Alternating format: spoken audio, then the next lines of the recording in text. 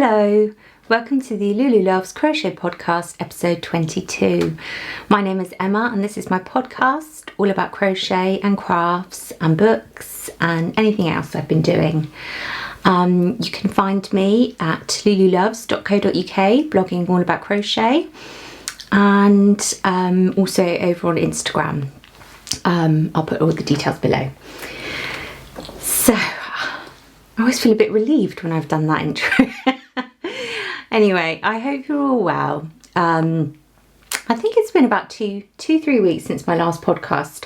I don't have too much to share today actually, but I thought I'd pop on because well, I have got a few updates, but we're coming up to the Easter holidays here. So my daughter is coming back from university on Saturday, I think, for 3 weeks. Just in time for Mother's Day, so I'm really excited about that. And then the other two children, I think, break up school the week after, so it's going to be a busy couple of weeks coming up. Well, not busy, but you know, I'm going to want to spend time with them, so I probably won't get too much done. So I thought I would pop in today and update you on the projects that I was working on in the last episode. I don't really have anything new to share. Well, a couple of projects that you might not have seen before. But yeah, so it will probably be a shorter episode anyway. That's what I'm trying to say. So I will get started and show you the blanket that I was working on, the granny square blanket. I was taking part in Rosina's granny cow, I think. Again, all the information will be in the show notes. To be honest with you, I probably would have been making a granny blanket round about now anyway, just because that was where my head's at. But I'm just doing, I think this is Aran weight yarn. All the details are in the last episode show notes, so I won't go over it too much. But I've started joining. I'm doing that modular join, so I don't know, it's getting quite big. Stand up, you might be able to see. Yeah, so I've got sort of gaps in between squares, where I'm sort of joining like that. So it's getting lovely and warm, and I'm really enjoying working on it. I've done I think I've done about 6 along. Yeah, I think I'm going to do 6 by 8 because they're quite big. And then you've got some of these you know, striped squares, but I'm trying really just to add them quite randomly. I'll have to get some best pictures. Actually, there's pictures of this all over Instagram if you want to go and have a look. So I'm getting there. I've done 3 complete rows. I'm working on the 4th and 5th. That's the only thing about joining this way, is that because you're sort of joining almost in crosses, or 3, really, 3. You sort of have to think, and I'm joining the middle square. So you're not only thinking about the ones either side, you're also thinking about what's going to go above it. So you're sort of, you're thinking about colour placements 2 rows ahead really. Which, you know, I think most people probably think about that anyway when they're designing a blanket. I generally don't. I'm just not that organised. So anyway, I'm really enjoying working on it. I'm getting used to the joining now, and there we go. I love the colours together. Yeah, I'm really happy with it. So hopefully not long that'll be finished. Not that the sun has just started to shine here and the weather has been absolutely beautiful, so I'm not feeling so much cool for these big blankets, but by the time it's finished we'll probably be back in autumn. So with my blanket making history anyway. So that's that one. Again, I won't, all the yarns that I use were listed in the last episode in the show notes. And the other thing I was working on in the last episode were my Easter eggs. And yes, I've made about 20 billion Easter eggs now, and the free pattern is now up on the blog, and including, so what I decided to do with my Easter eggs were just some floral decorations. So yes, I'm going to focus for you. Can you see? So I've just done some simple beading, and there are some seed beads, what they're called, and added a flower and some leaves. So the pattern for the egg, and there's a large leaf and a small leaf, and then the flower, they're all up on the blog with instructions. So there's one. I'll just show you the eggs that I've decorated, otherwise we could be here all day. And there's a little white one, look, can you see? There he is. This one's got little pearls. I just think they look so beautiful and spring-like. And then this one I went a bit mad on and added lots of pearls. I was trying to sort of, I used the same colour, you see, for the flower and the leaves, thinking that would be quite nice, but actually it just got totally lost with that yarn. So I added, you can barely even see it on the camera, look. So I added a lot more beads to this one afterwards, just so that that flower would sort of stand out a bit. There we go, that's a bit better. So not quite so successful, that one, but you know, it's good to try these things. So there we go. I've got them all in a big pot. So I've sort of colour coordinated the yarns I've been using, and I've got them in there with some other little bits, so they look all festive.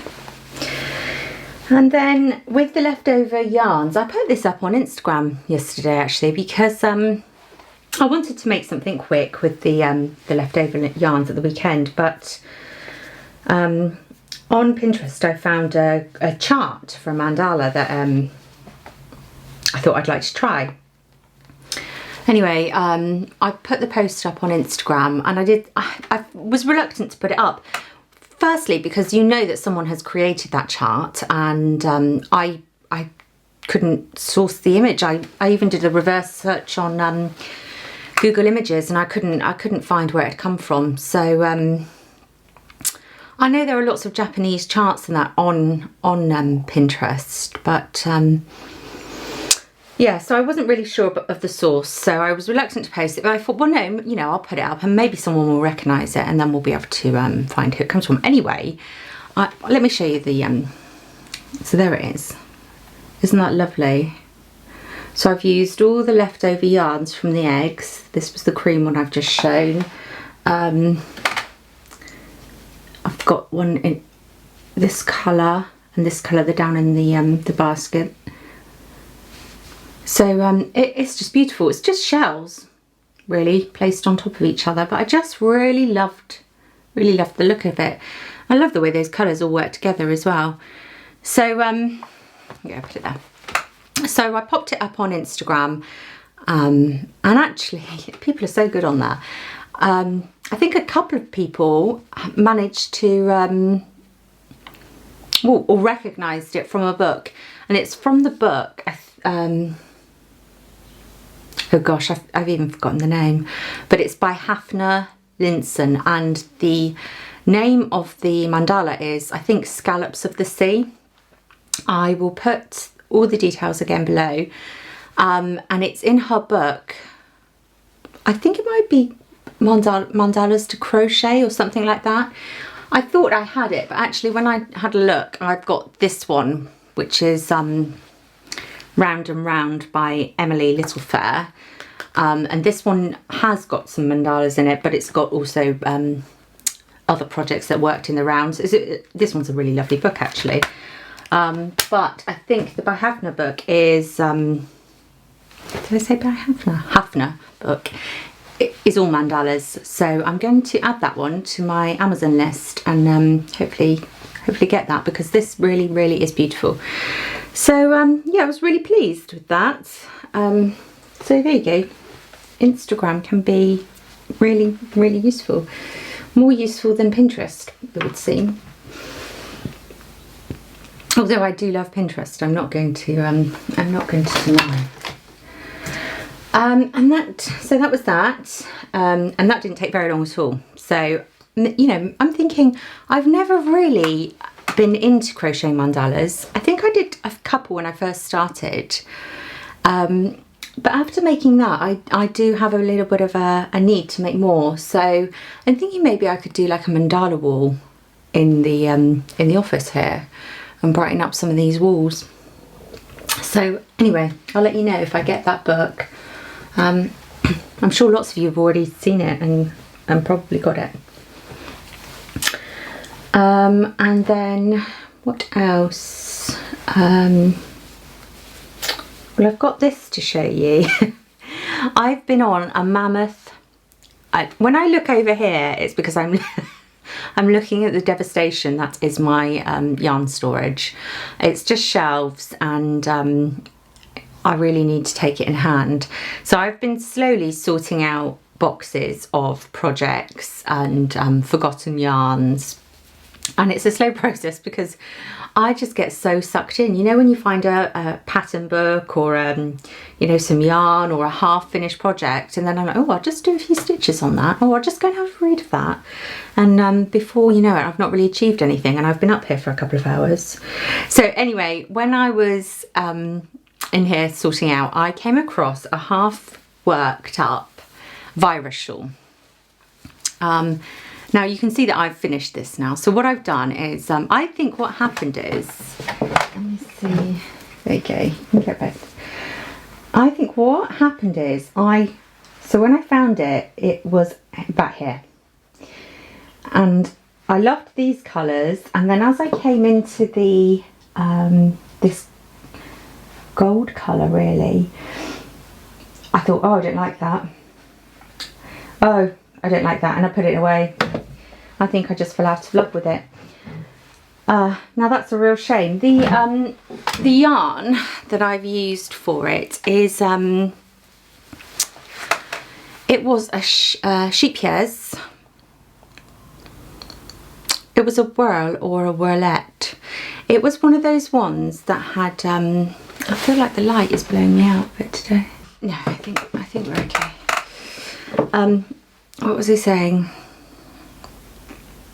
Yes, it was one of those ones that had the sparkle running through it all the way through. I wonder if I can, I'm not sure that this will come up on camera. Maybe if I show you this bit. Can you just see the sparkly thread that's in there? Anyway, it really is beautiful. So I picked it up. I was working it up with a 3.5mm, and I think this must be, I guess these are like 4 plies maybe. Yeah, I think so. Anyway, and I finished it off, and it's absolutely stunning. Now when I picked it up, I thought, well, it's not really my colour, and it's probably not something that I would wear. I'm going to have such trouble trying to show you this. But as I was working on it, I thought, you know, actually, oh, it does look beautiful on, I can't deny it. Actually, it really reminded me of someone close to me. So I thought, right, I'm going to get it finished and sent off to her for this weekend. So I've spent the last few nights working on this virus shawl. If I stand, can you see those sparkles? No, I don't think you can. Anyway, it really is gorgeous, and actually, now that I'm wearing it, I don't mind it too much. Tough. It's not mine. So I finished that, and I'm actually really pleased because, you know, those yarn cakes, those whirl yarns aren't cheap, are they? So I'm pleased that I've got that finished. I'm going to send it to someone who, you know, means a lot to me, and I think it will mean a lot to her as well to have something that I've made her. So yeah, so that's the virus shawl. I have made one of these before. In fact, I think I may have shown it off in one of the earlier podcasts. And actually, I do remember talking about this yarn cake in one of the earlier podcasts, probably about a year ago. If I can find which one, I will link it. But yeah, it's such a lovely, I don't know if, I mean, these shawls have been around for years now, this virus shawl, and I'm not sure who the original designer was, actually, to be honest with you. but I did see on Instagram they were doing, someone was doing a virus shawl cowl, and for the, I don't know if it was for the anniversary of the virus shawl or I don't know, but there were a few people making them again actually. I'll put all the links in the blog post. So that was quite interesting. I think it's just one of those ones that never goes out of fashion with crocheters, because even though it looks really complicated, it is, what is it? Well, it's 1, 2, 3. It's a 4-row repeat. So once you've got that in your head, you know, you just fly through that. You don't need a pattern in front of you. And, you know, it's all just one stitch, really, believe it or not. So yeah, I'm really pleased with that. So I'm going to just put this carefully over here. I'm going to get that posted off today to its new owner. And I think that's all I have to show you project wise. The shawl, the blanket, eggs and the mandala. Yes. So those are all the projects I've been working on. Well, I have been working on a few other things, but those are the only things that I thought to show you. I will just show you how much of that yarn cake I had left. This is what I had left. Now I worked mine from the outside in. You might be able to see the sparkle in there. I'll put the shade, you know, in the blog post. I'm kind of sad because I couldn't get right to that purple bit on the end, because I knew that there's just not enough yarn here to do 4 more rows, which is a full repeat. So if I carried on, I'd probably be I think I'd probably maybe get 2 rows out of that, and then you'd lose that lovely sort of scalloped feature. So maybe I could have done some sort of edging on it, actually, thinking about it. I know a lot of them on Instagram, they put the tassels on, but I'm not sure that she would like those. So I'm not sure, maybe I'll do a little, try and do a little edge. That's a shame to waste, really, isn't it? So yeah. Oh, now my tummy's rumbling. I even had a banana before I filmed. So that's it. What else? I will just show you. I haven't bought any new yarns. I mean, I did start, I did cast on my gloves, you know, the ones that I bought, the pattern that I bought at Unravel. But I've only worked a couple of rows of ribbing. I haven't got to the scary part yet. So, and I haven't really had time to do any knitting. And I think I've got a lot of work coming up over the next few weeks. So I'm trying, and I think it's a case of housekeeping. I'm trying to get lots of projects finished that have been hanging around, and I'm trying not to start anything too adventurous. So I did come across, now again, this is another book that I bought absolute years ago and I lost. It's been lost for about 2 years. This is the Crochet Sock Collection by Vicky Brown. Okay, got all those beautiful socks on the back. I bought this as a kit, like I said, a few years ago now. It's all coming unwound with some beautiful yarn. Vicky Brown dyes her own yarn, and this was the yarn.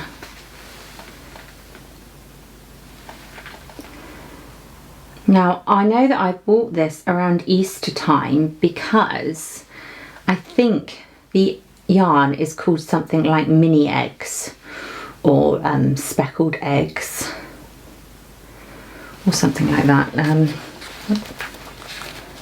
As it says on the label. Yes, it's called mini eggs. So I'm not sure if this is one of her colours that she brings out seasonally, or but it's absolutely beautiful. It's all coming a bit unwrapped.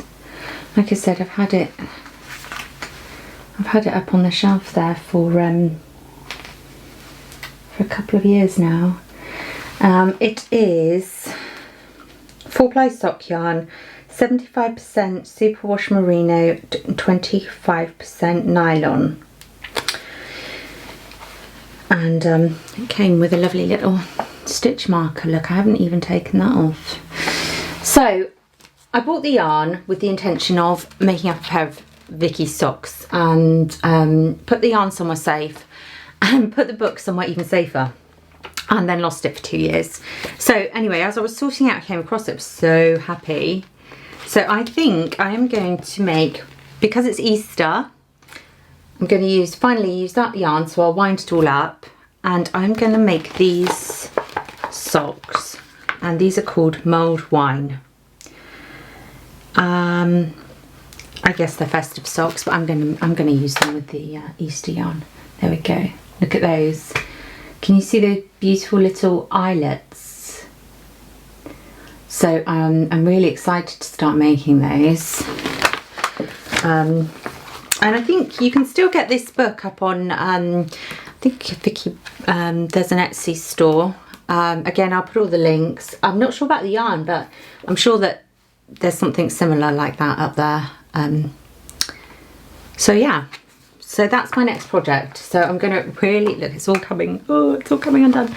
I'm really gonna enjoy making those socks and using this yarn that I bought so long ago. So I'm not sure why I didn't make them in the first place, really. And then the last thing I've got to show you today, and I'm not sure how well you'll be able to see this, but it's a little embroidery kit from DMC. I've never really done embroidery. I've done a few little bits. My nan taught me how to do a French knot and little flowers, some basic little flowers. But I look at people's embroideries all the time, like Chrissy Crafts. She does the most beautiful embroidery. The camera's flashing. I'll be back. Yes, what was I saying now? Chrissy's from Chrissy's Craft. I'll leave her Instagram. She does the most beautiful embroideries, and she, I think she's got some video tutorials as well, which I might look at. But she's been embroidering on beautiful doilies and things like that. I love anything like that. Anyway, I was in my yarn store and I came across this. Let me just show you. I don't know how well that will come. So it's a little kit, and you can see, so it's got sort of a twinkle twinkle. What else have we got there? Some little stars. And some little quotes. And in the picture they've just got it embroidered onto some jeans, look. So I'm going to have a go at this. I'm not sure what I will put it on. I mean, I do really like the look of it on the jeans, but I'm not sure. But beautiful. There's the all the patterns there, look. So yeah, there's some basic instructions. Cut out the design, stick the design. Well, I can manage that. Stitch the design. And then you just dissolve the paper with water. So that seems, you know, like I don't feel like I can mess that up too much. We'll see. So anyway, I really want to do that. I'm not sure. I haven't found anything to embroider on, and I don't really want to waste it, but I will definitely try that soon. Maybe it's something I can do over the Easter holidays with Lulu. And that is it, really. That's it for you know, crafty bits, projects. So those are my next couple of projects, and yes, that's it. As for books, I have just started. I've brought this one up. I started this at the weekend. I'm not even 50 pages into it yet, but it's called Tangerine by Christine Mangan. Here we go. It says, the girl on the train meets the talented Mr. Ripley. Well, I love both of those, so you know I was sold. Under the Moroccan Sun. And I also do love books that are set, you know, in sunny climates. I think because the weather here is so up and down, they always make me feel so warm. Anyway, it looks good, and you know, like I said, I'm only a couple of chapters in. Well, I'll read you the back, the gumph. It says, the last person Alice Shipley expected to see when she arrived in Tangier with her new husband was Lucy Mason. After the horrific accident at Bennington, the two friends, once inseparable roommates, haven't spoken in over a year. But Lucy is standing there, trying to make things right. Perhaps Alice should be happy. She has not adjusted to life in Morocco, too afraid to venture out into the bustling Medinas and oppressive heat. Lucy, always fearless and independent, helps Alice emerge from her flat and explore the country. But soon a familiar feeling starts to overtake Alice. She feels controlled and stifled by Lucy at every turn. Then Alice's husband John goes missing, and Alice starts to question everything around her. Her relationship with her enigmatic friend, her decision to come to Tangier, and her very own state of mind. And it's one of those ones where the it sort of starts off, one of the characters, I'm assuming it's one of the characters is in a care home. So I don't know. So far so good on that. And yes, hopefully I'll be able to finish that. And then television wise, I have I did watch Cheat actually. That was a 3-parter. I think it was either Channel 4 or ITV. That was really good. My friend recommended that to me. I must have missed it. So I watched it on catch up. You know, you can watch all 3 episodes. I really enjoyed it. It started off with a professor, a university professor, accusing a girl of cheating on an essay. And it sort of quickly goes downhill from there, really. This girl turns out to be, well, a bit of a psychopath. She sort of, you know, the cat goes missing. That's always a bad sign, isn't it? And then her husband, she gets involved with her husband. So anyway, really good. Lots of twists in that one. So really enjoyed that. What else? No, that's about it really. I still haven't been watching too much telly. I've been quite good. So I think that will probably be it for this episode. So short and sweet this week, I'm afraid. I just want to say a really big thank you to everyone who has left comments on the last podcast, previous podcasts. I do read them all, and I do reply to them all, although not straight away. But I like to sit down on my laptop and reply to comments, because I don't know what it is about my iPhone these days, but I just can't seem to type.